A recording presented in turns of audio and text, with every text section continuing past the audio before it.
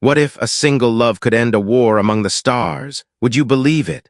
This is no legend, but the story of Elara and Kael, two souls from different worlds, yet when their hands touched, they shook the entire galaxy. Year 2147. Earth was no longer the home it used to be after the climate wars. Steel seawalls rose like giant black ribs, cutting across coasts that had long been swallowed by the sea. At night, the water sometimes glowed pale green, like radiation scars left behind by energy storms. People called this the Reconstruction era. But for Elara Quinn, a 27-year-old engineer, it was just a fancy way of saying humanity was learning to survive one day at a time. She worked at Listening Station 12, an old cluster of antennas clinging to the cliffs of Midnight Bay. Static was her constant companion, the crackle of the ionosphere, stray pirate signals, echoes from dead satellites still circling above. All meaningless, yet to Elara, listening was life itself. On her console sat a worn photo, two sisters laughing in the wind. Elara 12, Mara 9. A crease cut across Mara's eye, a cruel fold that reminded Elara of the night the bunker door slammed shut with Mara still outside. Her life had never been whole again. That night she almost missed the impossible. In the usual static came a strange hollow, like a hand squeezing the throat of the signal. She tuned the band carefully. 3 pulses. Pause, 2 pulses, not Morse, not military, not human. It had a rhythm like a heartbeat. Her skin prickled. She filtered out the storm, the sea, all background noise. Then beneath the static, a voice emerged. Not any language she knew. Sounds stretched and bent like born from another gravity. The translator spat gibberish. Yet her heart understood. It wasn't data. It was a cry for help. Her whisper slipped out. "Who's out there?" The voice answered, closer this time, stronger. Pulses turned into geometry, angles, ratios, triangles within triangles, coordinates. Her screen flashed red. A small object was breaking through the atmosphere, too fast, too small for a satellite. The trajectory ended right in Midnight Bay. The Pacific Defense Network demanded the raw feed. She froze. If she sent it, the military would swarm the site, lock it down, turn whatever it was into a weapon. Again, she had a choice. Follow orders or answer the voice that had crossed the stars to reach her. Her finger hit delay. 90 seconds. Just 90. The blip shook on screen like a trembling hand begging not to let go. For an instant, she was 12 again, sprinting toward the bunker, sirens howling, only to see the door seal shut. Mara was left outside. Elara had never forgiven herself. She clenched the photo. "This time, I won't leave anyone behind." The sky tore open. A streak of fire split the night, screaming down into the bay. The ground quaked. Waves exploded. Elara grabbed her tool bag, lit her beacon, and raced down the cliff path. Salt spray and metallic smoke stung her nose as she reached the shore. Amid rain and rising steam lay a broken craft, half submerged. Its hull shimmered, part metal, part frozen liquid. From a jagged tear, a hand reached out. 5 fingers, but double-jointed, bending in ways human bones never could. Elara didn't hesitate. She seized it. Warm, wet, the scent of burning metal filled the storm. With all her strength, she pulled. Out came a tall, lean figure in scorched white-gray armor.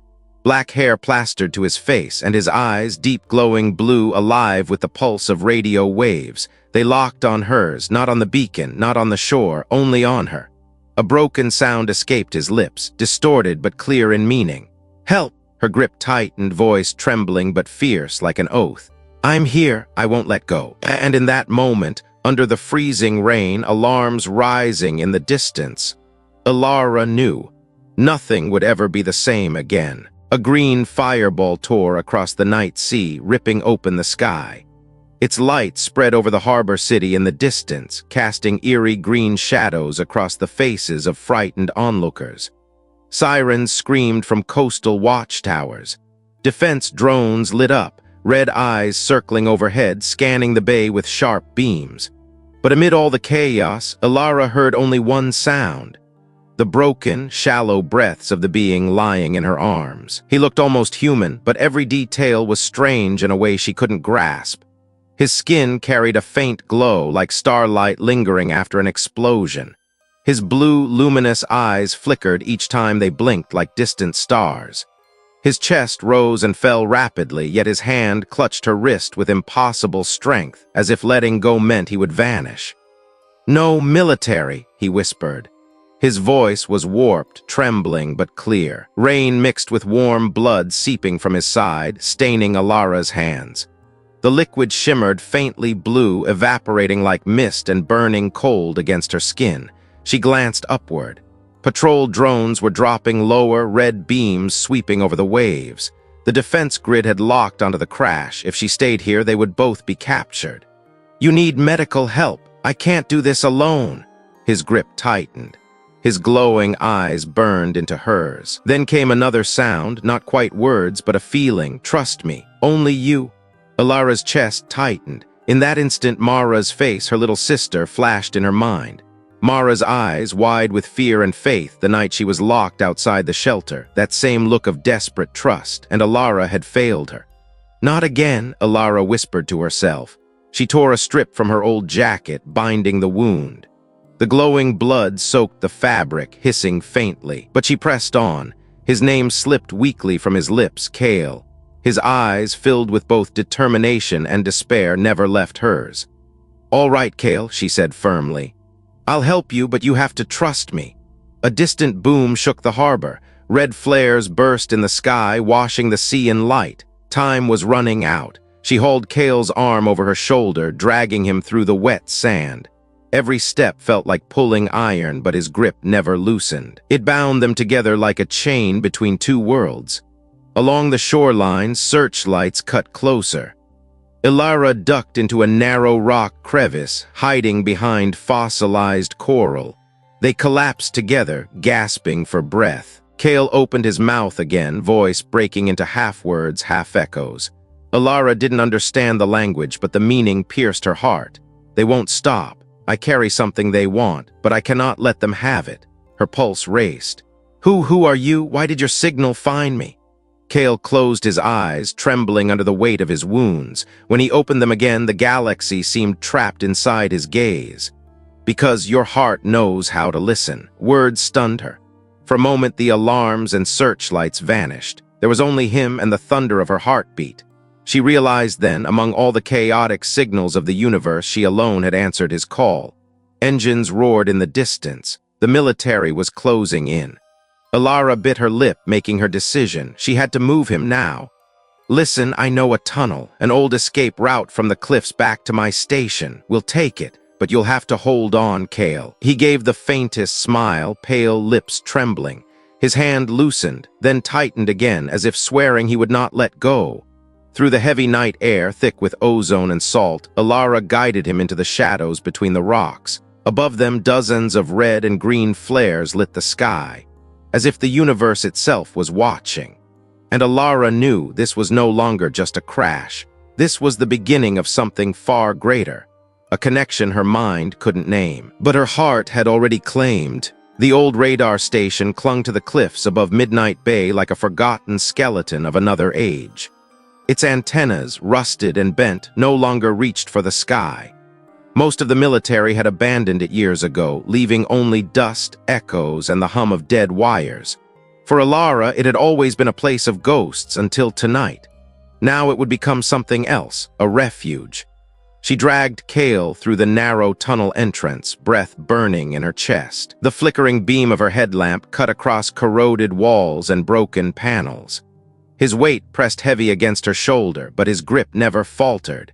Even in weakness, it was as if his hand refused to release her, binding her to him with silent insistence. When they finally collapsed onto the concrete floor, Elara's arms trembled. She ripped open her kit, searching for anything, cloth, tape, tools, to slow the bleeding. The glow of his blood painted her palms blue, casting strange shadows across the room. Kael lay still, chest rising and falling like a storm barely contained. In the dim light, his features seemed even more alien and beautiful, skin faintly luminous, veins pulsing like threads of starlight beneath the surface.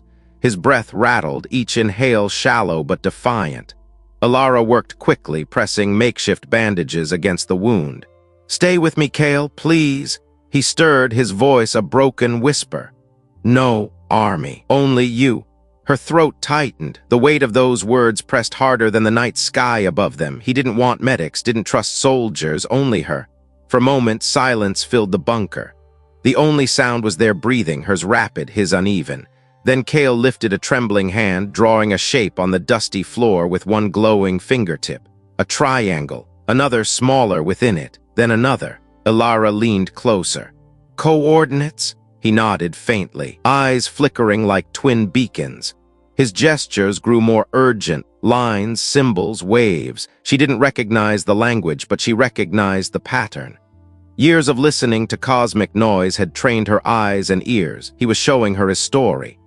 Through sketches, he revealed fragments, towering ships, worlds stripped bare, cities drowned in fire, an empire without mercy devouring planets for energy. His kind forced into service, their lives bent to war. And then him, Kael, a fugitive, a spark of rebellion fleeing the weight of a galaxy's chains. Elara's stomach nodded. She traced the lines he had drawn, whispering the thought aloud. "You're not here to invade, you're running." Kael's eyes locked onto hers, and though he said nothing, she felt the truth ripple between them. Outside, thunder rolled, or maybe it was the distant roar of engines. Elara's chest tightened again. She pressed the last strip of bandage against his side, hands stained with blue light. "You came all this way," she murmured, voice unsteady, "and your signal, somehow it reached me." Kael's lips parted. The sound that followed was not just words, but rhythm like a heartbeat wrapped in syllables. She didn't understand the language, but she understood the meaning. "You heard me because you wanted to." Her hand hovered over his, then settled there. Their palms didn't quite match, his longer fingers jointed differently, but the heat between them was real. The silence deepened, heavy and fragile, like the pause before a star collapses into light. Elara swallowed hard, her voice no louder than the hum of broken wires. "Then we'll survive this together." In that crumbling bunker, with the storm howling beyond the cliffs and soldiers hunting the night, two strangers, human and alien, began building a fragile bridge, not of metal, not of power, but of trust. And Elara knew, as she felt his pulse steady beneath her hand, that this was only the beginning. The abandoned radar station sat silent between cliff and sea, its broken towers swaying in the wind. But inside, the air was heavy with tension. The old receiver Elara had patched together from scavenged parts flickered with new activity. Earth's military alliance was scanning again, searching for anomalies. The sky above was no longer just stars. It had become part of a vast surveillance net.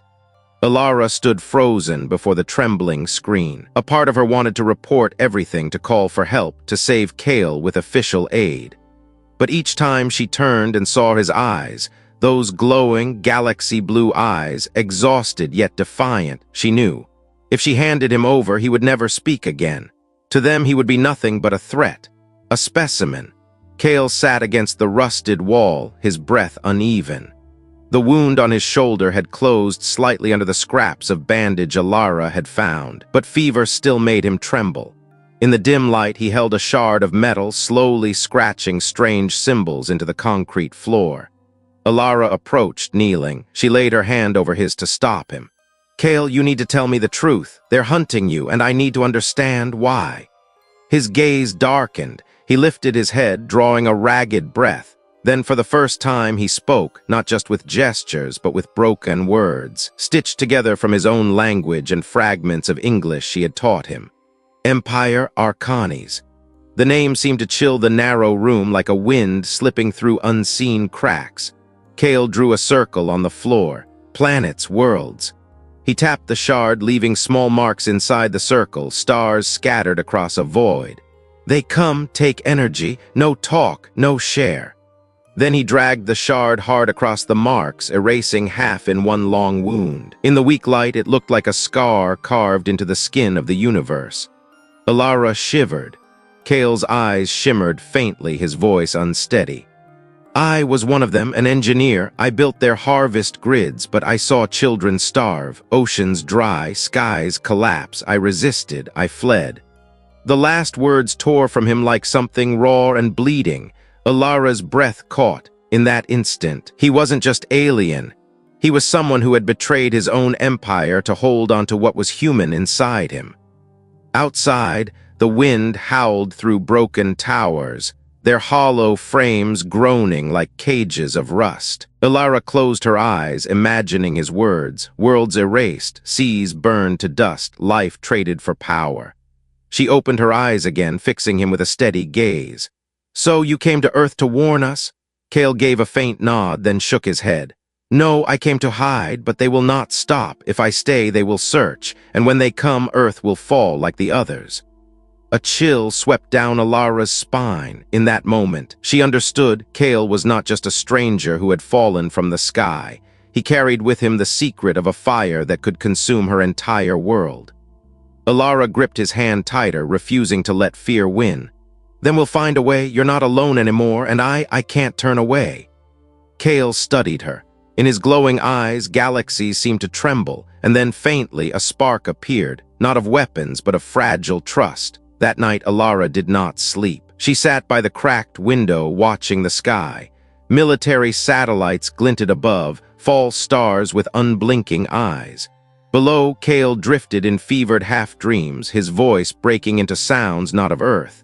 In the silence, Elara heard a whisper, not from his lips, but from inside herself. If the Empire is real, can Earth possibly stand against it? She knew then she had stepped into a spiral with no way back, and at its center was Kael, the fugitive carrying the whispers of an empire that could swallow the stars. The abandoned radar station trembled under the winter sea winds, but inside, silence ruled. Elara moved among the rusted consoles, her steps crunching through layers of dust thick as ash. Her heart beat fast, uneven, caught between the familiar world she had always known and the vast unknown Kael carried with him. Kael was healing, but only partially. His wounds closed slowly, glowing faintly as his strange biology stitched them back together. Yet his core strength, his inner life force, still ebbed away. He sat against the wall, luminous eyes quietly following Elara as she searched through piles of spare parts. "What do you need to survive?" Elara asked, her voice hoarse from sleepless nights. Kael raised a hand and drew a hexagon on the concrete. At its center, he etched the shape of a sharp crystal. "Core crystal, alien." Elara frowned. "That doesn't exist on Earth."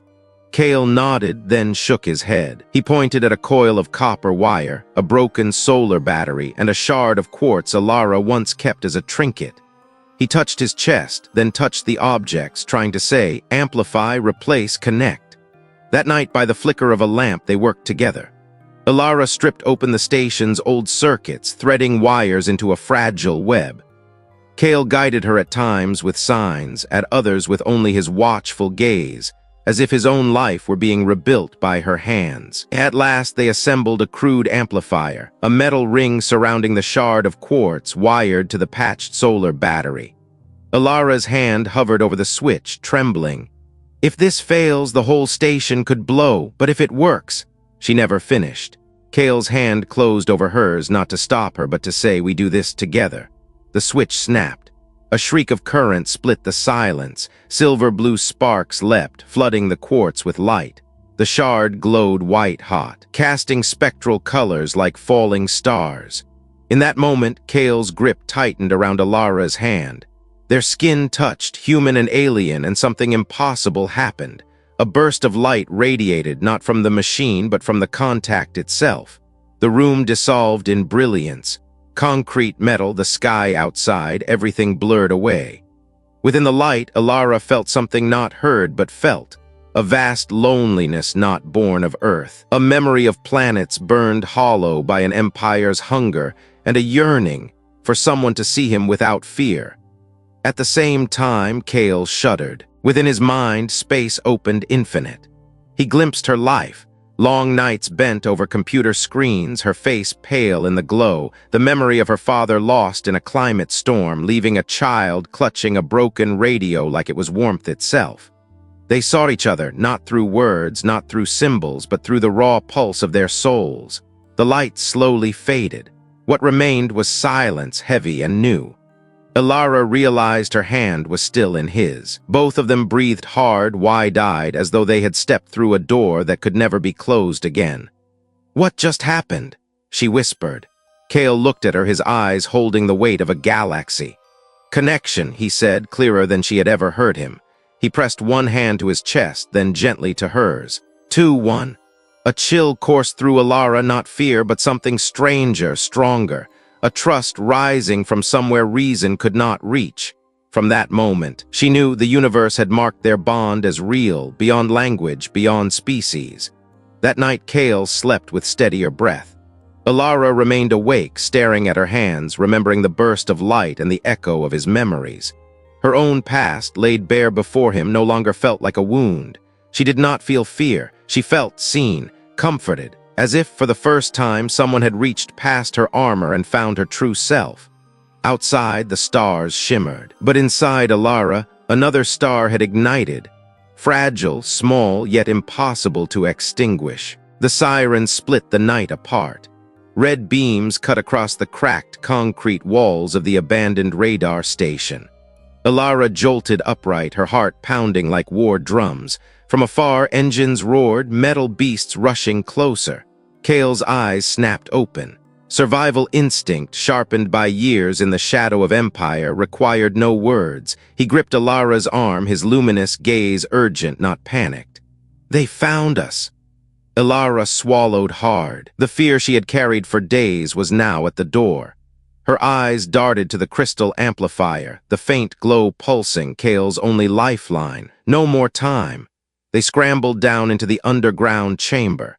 In the damp shadows, Elara ripped away a dusty tarp, revealing a relic, a battered scout ship, half buried in junk. She had salvaged it years ago while working for rescue crews. It hadn't flown in decades, but it was their only chance. Kael laid his glowing hand on its hull. His eyes narrowed, listening as if the ship itself still breathed. "It can fly with you." Elara's voice shook. "With me?"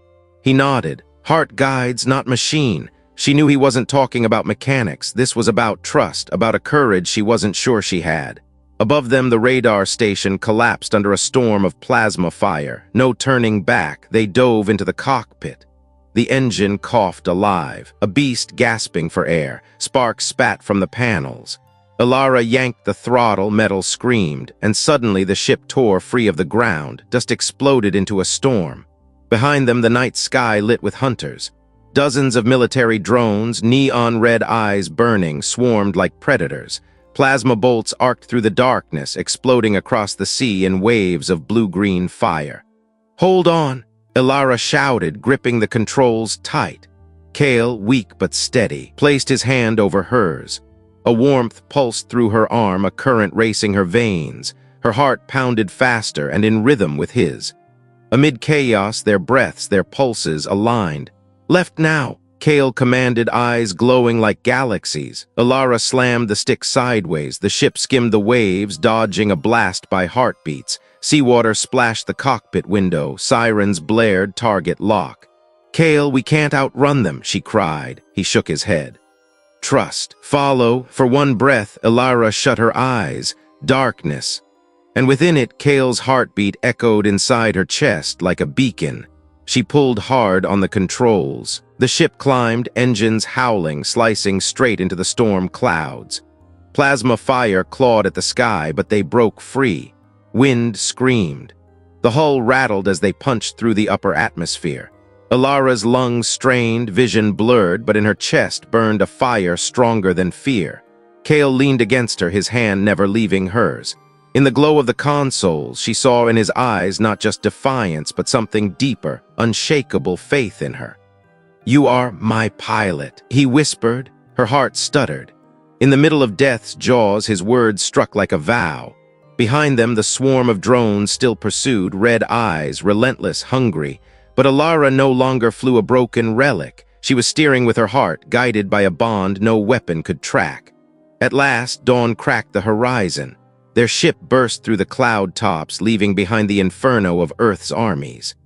Elara slumped against the seat, sweat soaking her back. Kael sagged beside her, eyes half closed, a faint smile ghosting his lips. Elara gripped his hand, this time not in fear but in choice. For the first time she realized she had chosen this path, and there was no going back. Above them stretched not a prison of sky but an ocean of stars, waiting to write the next chapter of their fate. Lyra 9 emerged before them like a jewel suspended in the void. Its silver surface shimmered under the light of two twin moons, their glow stretching into a radiant veil across the endless black. The ship tilted, settling down into the dust. Silver sand billowed like waves, then fell silent. Elara trembled, not from fear, but from awe. She had set foot on a world no human had ever mapped. The hatch opened. A strange wind rushed in, sharp with minerals, tinged with a sweetness she couldn't name. Kael turned, extending his hand. She hesitated, then took it. His touch was warmer than the cold air, and with it came something stranger still, her heart beating in rhythm with his. When her boots pressed into the silver sand, her body swayed as if caught in an unseen dance. The gravity was lighter, her steps buoyant, each movement lifted by invisible hands. Elara laughed, a rare, sudden burst of joy she hadn't known in years. Kael watched her, his luminous eyes reflecting both moons. He tilted his head as if trying to carve this moment into eternity. "It accepts you," he whispered. His words faltered, but his gaze was clear. Lyra 9 had welcomed her.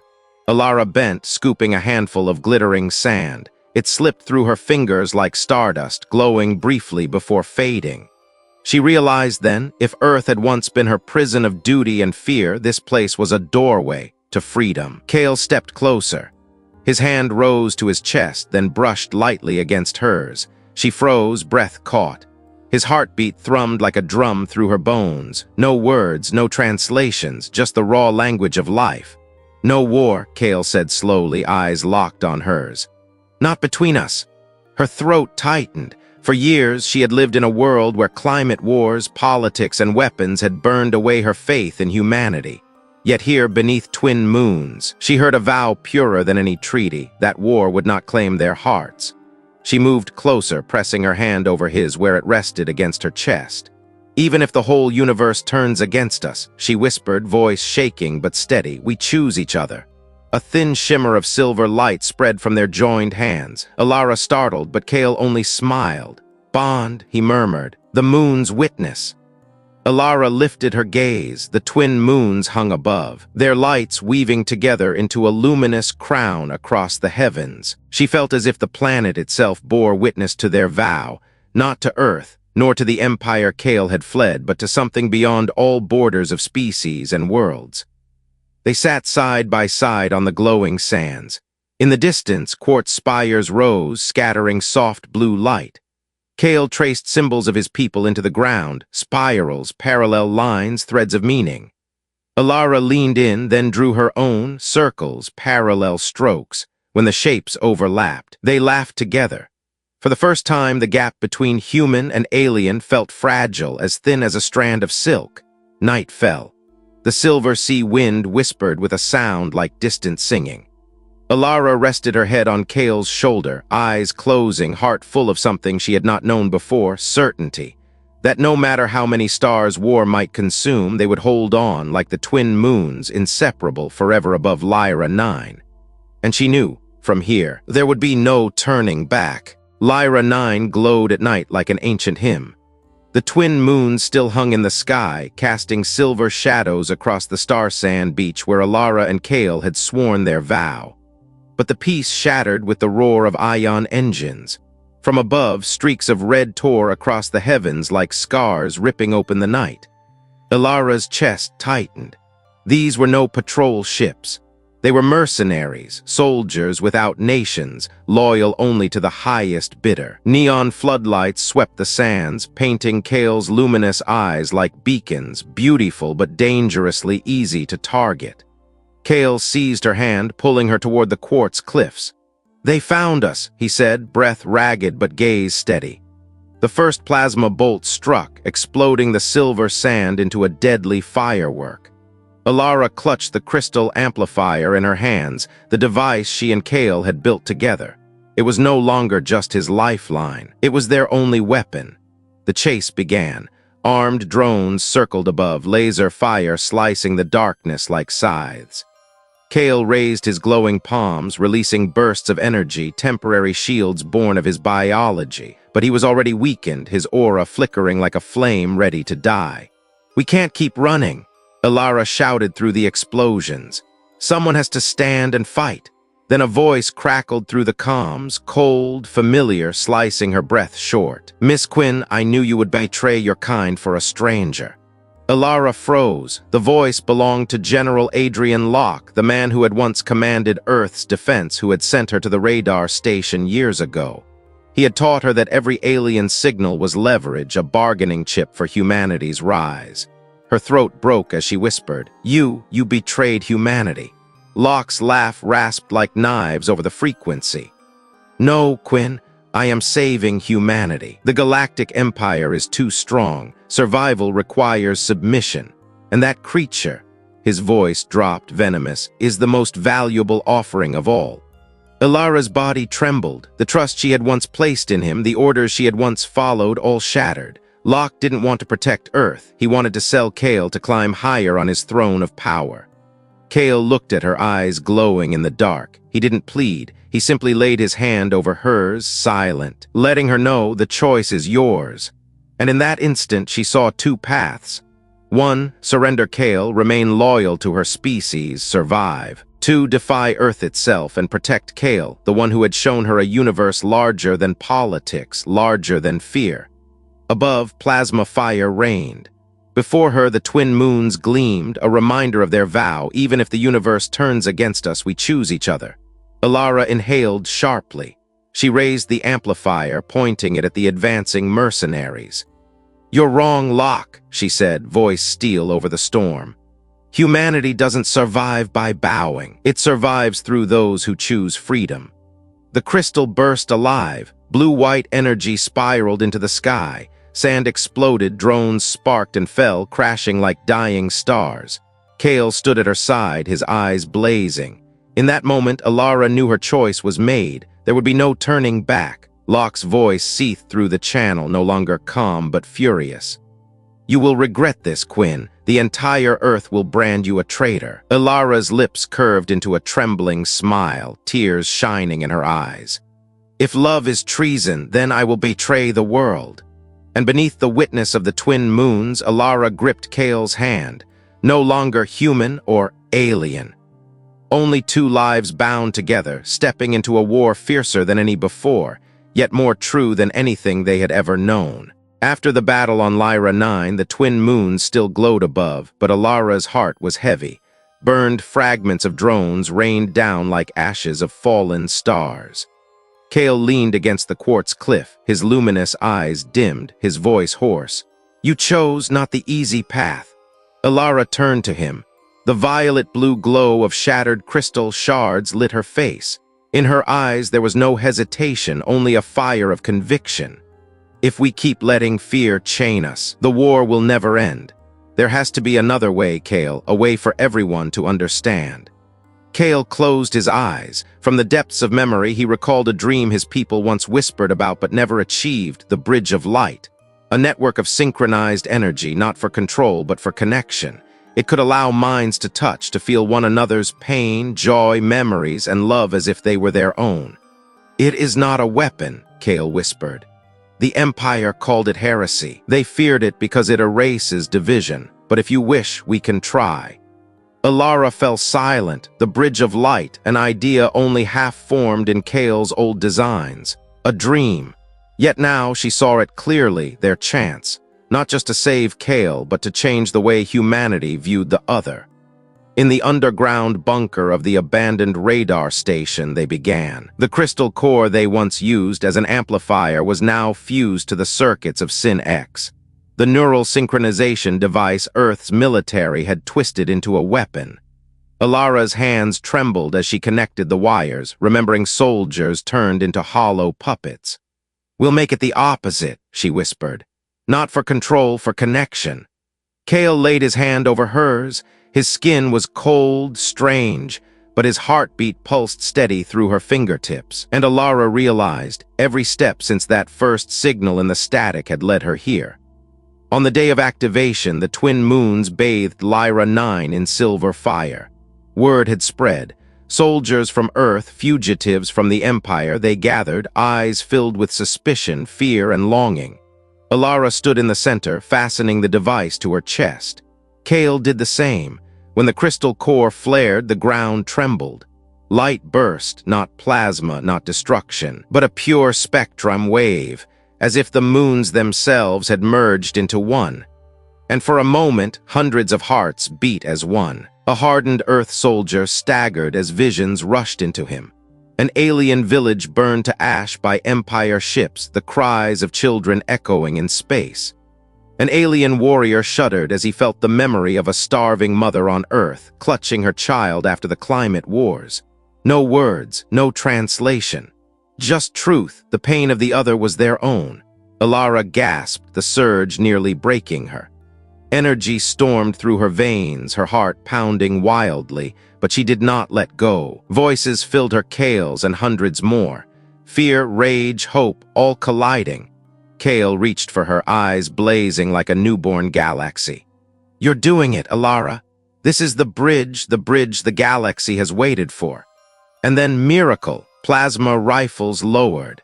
An Earth soldier who once aimed at Kael dropped his weapon, tears streaming as Kael's memory of losing a brother in war tore through his chest. An alien who once thirsted for human blood trembled as Elara's childhood flooded him. Her small body standing in a drowned city, watching her father swept away by an artificial wave. The silver sands glowed with aurora. No more barriers, no more suspicion. Elara wept. Not from pain, but because for the first time she believed she had touched something greater than science, greater than power. Empathy itself. From afar, General Locke watched, his face cold as stone. He barked orders demanding an attack, but no soldier moved. Eyes once blind with orders now held the truth of what they had felt. A traitor could command, but no one could force a heart that had awakened to return to chains. Locke stepped back, more alone than ever. Meanwhile, on the silver sands, Elara and Kael held each other's hands.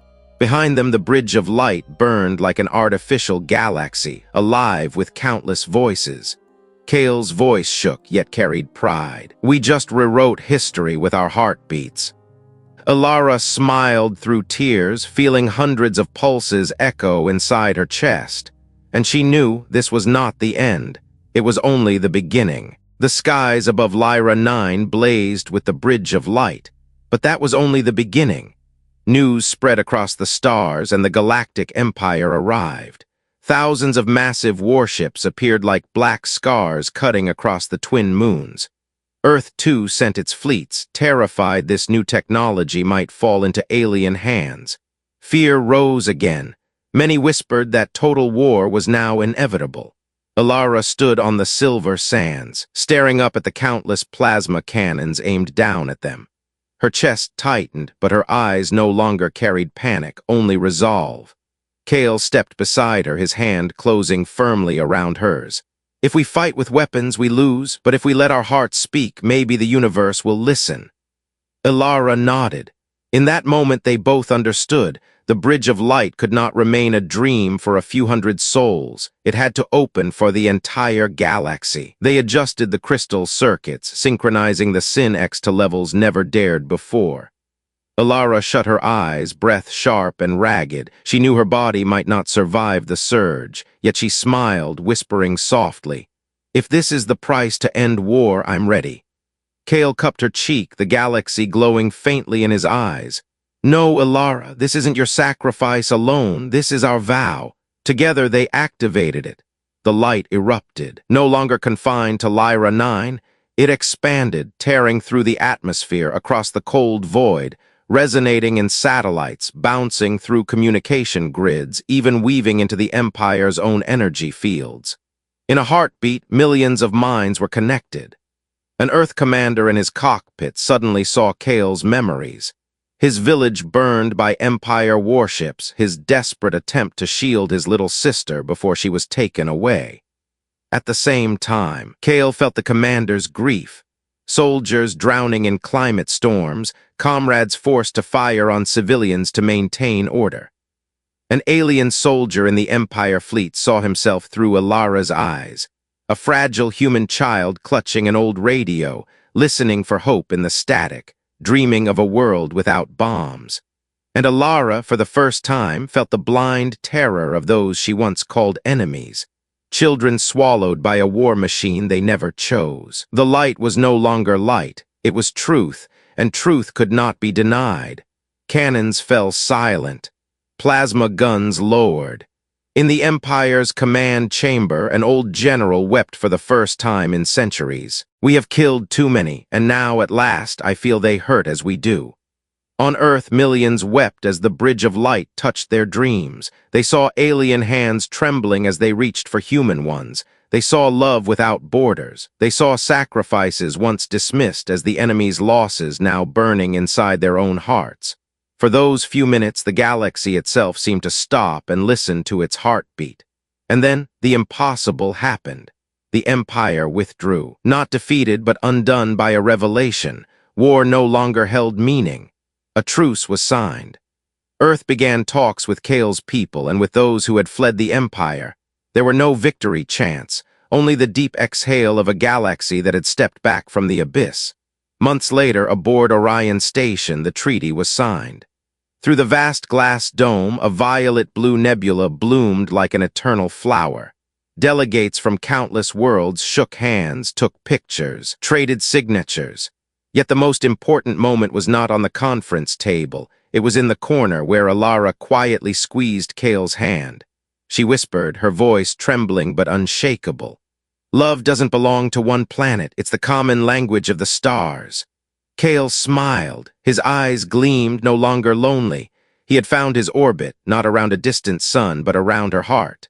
Outside, plasma fireworks bloomed, painting the void in radiant color. Elara closed her eyes, feeling Kael's heartbeat steady beside her. She knew challenges lay ahead, rebuilding, negotiating, facing those who still clung to the old ways. But one truth remained. They had opened a door, and through that door, love had become a bridge beyond constellations.